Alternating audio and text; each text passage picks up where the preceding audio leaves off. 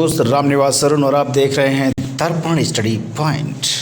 स्वागत है दोस्तों आज आपका एक भारतीय संविधान के तहत एक नया वीडियो के साथ, जिसमें आज चर्चा करेंगे हम संविधान में जो अनुच्छेद हैं तो उनके बारे में हम चर्चा करेंगे। और आज टॉप 10 क्वेश्चन लेकर आए हैं इसमें, और बहुत ही मज़ेदार सेशन होने वाला है आज दोस्तों। तो स्टार्ट करते हैं आज का सेशन। भारतीय राज्य व्यवस्था और शासन के अंतर्गत संविधान में जो अनुच्छेद हैं उसकी हम चर्चा करेंगे। तो पहला क्वेश्चन देखते हैं आज का, स्टार्ट करते हैं दोस्तों। भारतीय संविधान में आरंभ में कितने अनुच्छेद थे?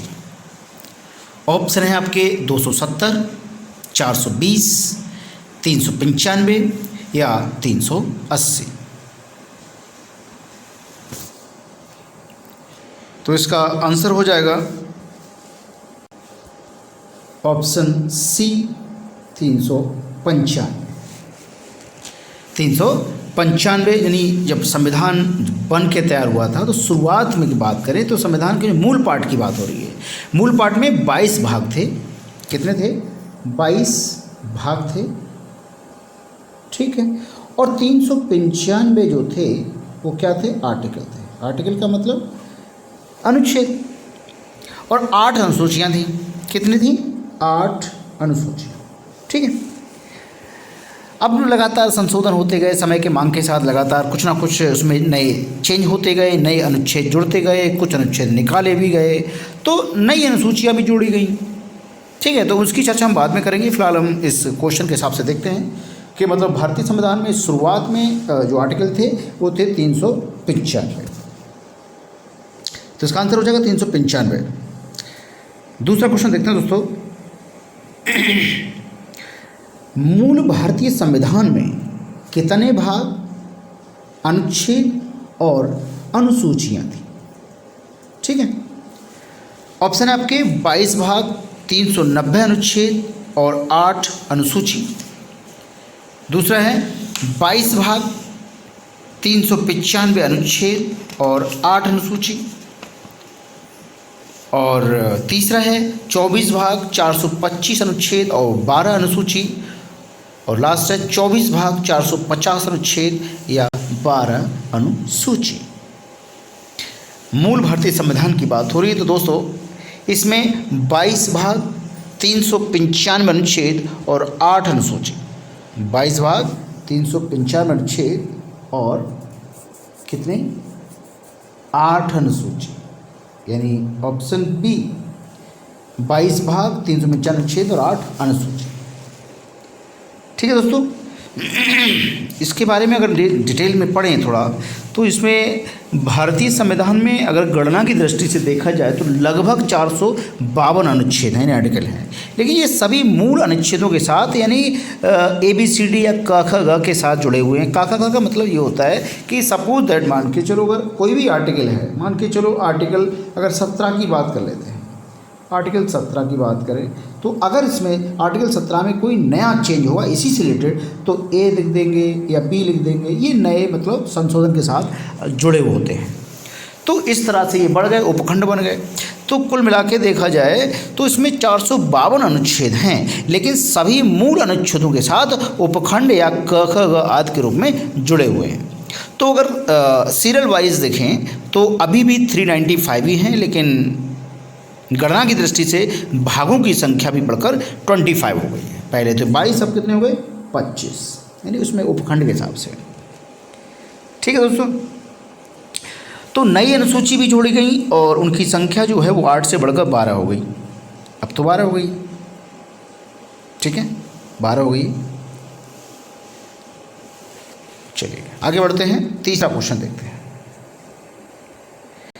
वित्त विधेयकों के बारे में विशेष उपबंध किस अनुच्छेद के अंतर्गत किए गए?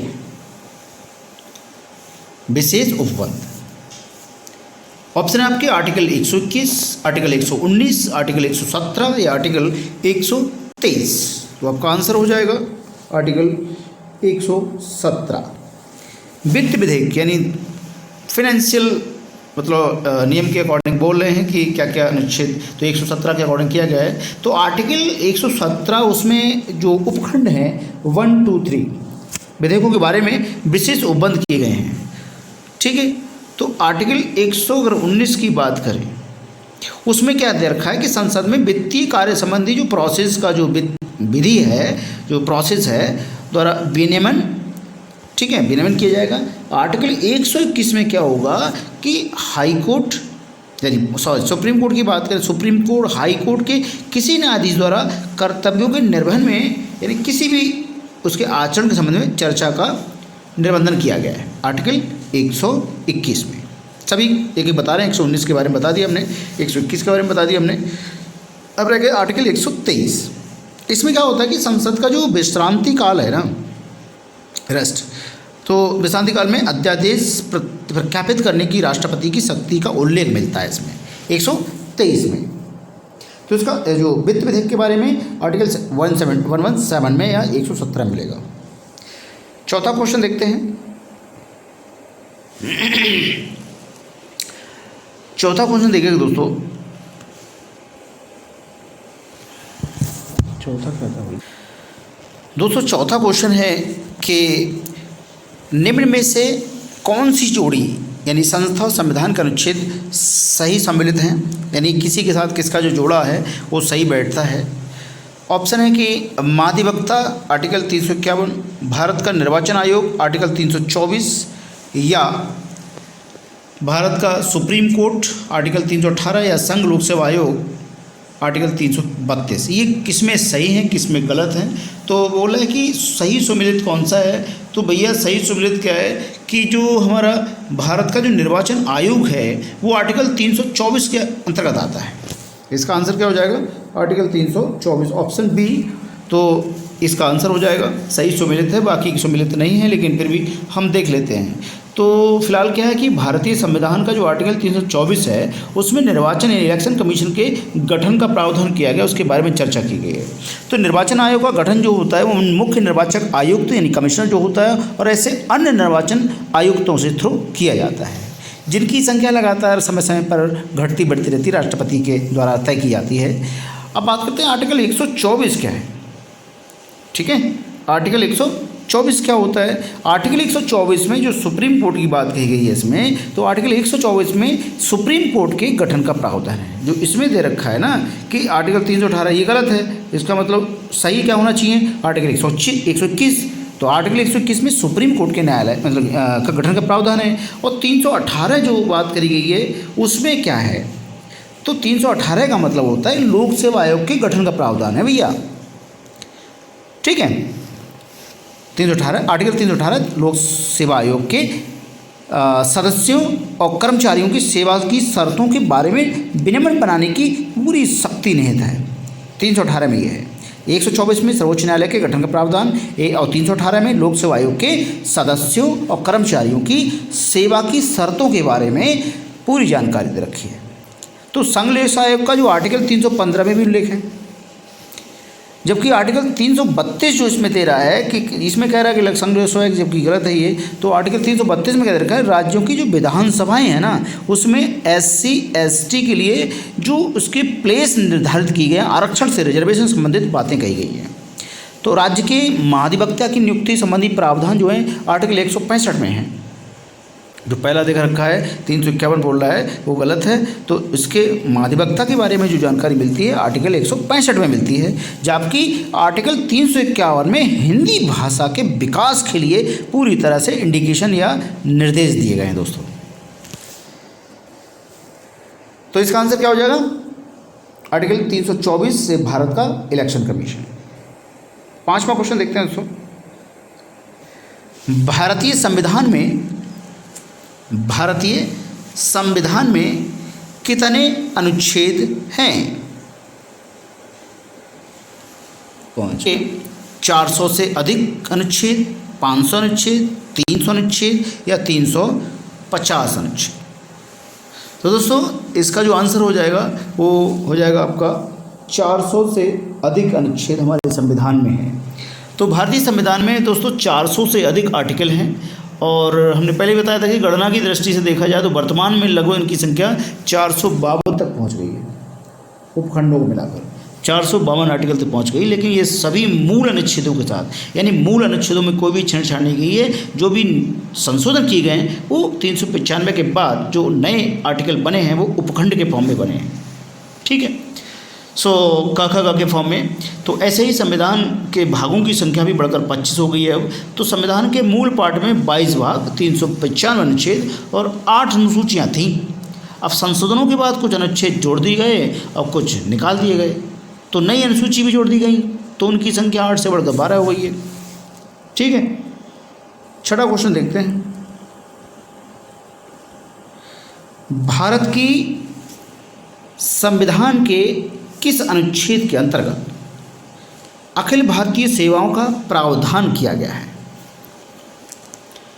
आर्टिकल 312, आर्टिकल 311, आर्टिकल 310 या आर्टिकल 313? इसका आंसर हो जाएगा आर्टिकल 312। आर्टिकल 312 इसका आंसर हो जाएगा। अखिल भारतीय सेवाओं का जो प्रावधान किया गया आर्टिकल 312 में किया गया है। तो भारतीय संविधान के आर्टिकल 312 में ना अखिल भारतीय सेवाओं का प्रावधान किया गया है।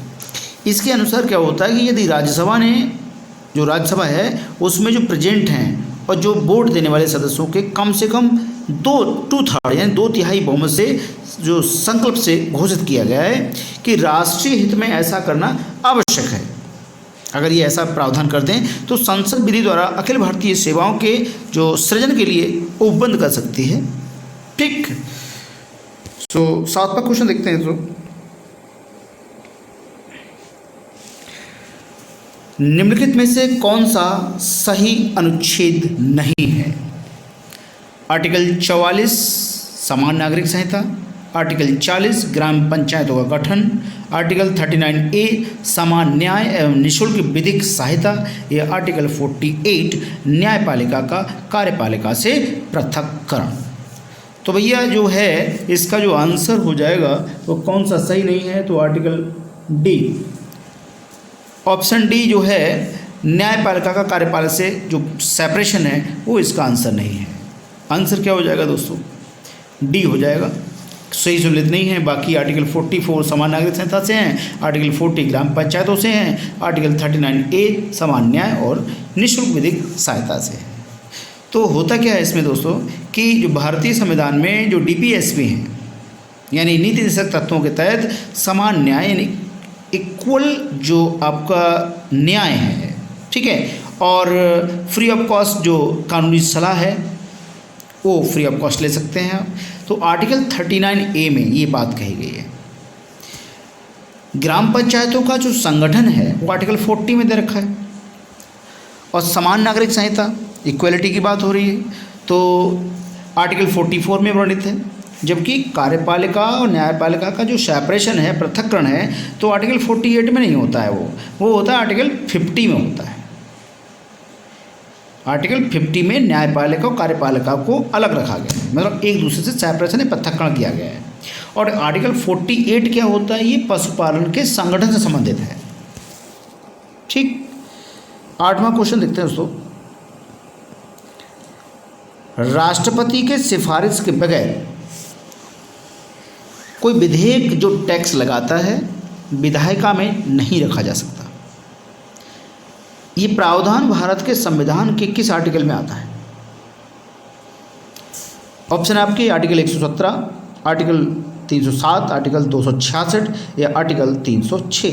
इसका आंसर हो जाएगा ऑप्शन ए, आर्टिकल 117। अब आर्टिकल 117 क्या है? इसमें प्रावधान है कि आर्टिकल 110 एक का से उपखंड 4 में उल्लिखित जितने भी सभी प्रावधान हैं, अर्थात मतलब टैक्स से रिलेटेड, किसको टैक्स लगाना है किसको नहीं, विधेयक या संशोधन जो है राष्ट्रपति की सिफारिश से ही पुनः स्थापित या प्रस्तावित किया जाएगा, अन्यथा नहीं। और ऐसा बंद करने वाला विधेयक राज्यसभा में पुनः स्थापित नहीं किया जाएगा। एक बार लौटा दिया तो लौटा दिया। ठीक है भैया, अगला क्वेश्चन देखते हैं, आज का 9वां क्वेश्चन। निम्नलिखित में से सुमेल सही है? सुमेल सही है, कौन सा भैया सही है? आर्टिकल 78 संसद का गठन, आर्टिकल 17 न्याय के समक्ष समानता, या आर्टिकल 352 आपात स्थिति घोषणा, या आर्टिकल 192 संसद सदस्यों के वेतन और भत्ते। एक ही सही है भैया इसमें, आर्टिकल 352 जो कि जापान से ले गए, आपात स्थिति की घोषणा। आर्टिकल 352 में आपात स्थिति की उद्घोषणा का उल्लेख है और अन्य अनुच्छेद जो हैं वो इनका सही सुमेलन करना है हमें। तो आर्टिकल 17 जो होता है वो अनटचेबिलिटी से रिलेटेड होता है, अस्पृश्यता का अंत होता है। ठीक है दोस्तों, उसके बाद आर्टिकल 78 देखते हैं। आर्टिकल 78 कहता है कि राष्ट्रपति को जानकारी देने के लिए प्रधानमंत्री के कर्तव्य क्या क्या होंगे, वो सारी चीज़ें कि राष्ट्रपति कभी भी किसी सलाह के लिए प्रधानमंत्री को बुला सकता है, तो या राष्ट्रपति को जानकारी देने के लिए प्रधानमंत्री के क्या कर्तव्य होने चाहिए, कब जाना चाहिए कब नहीं जाना चाहिए, वो सब प्रावधान किए गए आर्टिकल 78 में। अब आता है आर्टिकल 192। आर्टिकल 192 बताता है कि राज्य विधानमंडल के सदस्यों की जो निर्भरताओं से संबंधित प्रश्नों पर विचार के बारे में या विनिश्चय के बारे में बात की गई है। दोस्तों आज का लास्ट क्वेश्चन, आशा करता हूँ कि आपको पसंद आ रहे होंगे ये क्वेश्चंस। लगातार इस क्वेश्चन को देखते रहिएगा और ज़्यादा से ज़्यादा लोग को शेयर करिएगा ताकि लोगों तक मेरी जानकारी पहुंच सके, सही जानकारी पहुंच सके, अच्छा कंटेंट प्रोवाइड किया जा सके। आज का लास्ट क्वेश्चन है कि निम्नलिखित में से कौन सा सही सुमेलित नहीं है। कौन सा नहीं है भैया? कह रहा है कि भारतीय संविधान संबंधित राज्य का आर्टिकल कौन सा है इसमें। पहला है 371 ख आसाम, 371 घ आंध्र प्रदेश, 371 क नागालैंड, या 371 ग मेघालय। 10वां क्वेश्चन की बात हो रही है दोस्तों, आज का लास्ट क्वेश्चन है ये 10वां क्वेश्चन। तो दोस्तों इसका जो आंसर हो जाएगा 371 ग मेघालय जो है वो आपका सही नहीं है। 371 ग ये वाला सही क्या है? तो दोस्तों क्या है कि संविधान के भाग 21 की बात चल रही है। अस्थायी संक्रमणकालीन और विशेष रूप बंद किए गए हैं भाग 21 के अंतर्गत के आर्टिकल और संबंधित जो राज्य हैं वो इस प्रकार हैं। जैसे 371 की अगर बात करें तो इसमें महाराष्ट्र गुजरात से रिलेटेड बातें की गई हैं, और 371 क में जो बता गए नागालैंड से संबंधित हैं, और 371 ख में आसाम से रिलेटेड है। ठीक है, ये सही है। और 371 ग जो है वो मेघालय से रिलेटेड होकर मणिपुर से रिलेटेड है। 371 घ में आंध्र प्रदेश या तेलंगाना से रिलेटेड है। और 371 ड़ में देखा जाए तो आंध्र प्रदेश में केंद्रीय विश्वविद्यालय खोलने के बारे में बात की गई है। और 371 च जो है वो सिक्किम से रिलेटेड बातें हैं। 371 छ मिजोरम, 371 ज अरुणाचल प्रदेश, 371 झ गोवा और 371 वां कर्नाटका से संबंधित बातें की गई हैं। तो दोस्तों ये था आज का लास्ट क्वेश्चन। आशा करता हूँ कि आपको ये बहुत पसंद आएगा। दोस्तों अगर मेरी वीडियो को अच्छा कंटेंट लग रहा हो आपको तो प्लीज़ चैनल को सब्सक्राइब कीजिएगा, लाइक कीजिएगा, कमेंट कीजिएगा, शेयर कीजिएगा। आज के लिए बस इतना ही, आज्ञा दीजिए। कल मिलते हैं एक नई वीडियो के साथ। तब तक के लिए धन्यवाद।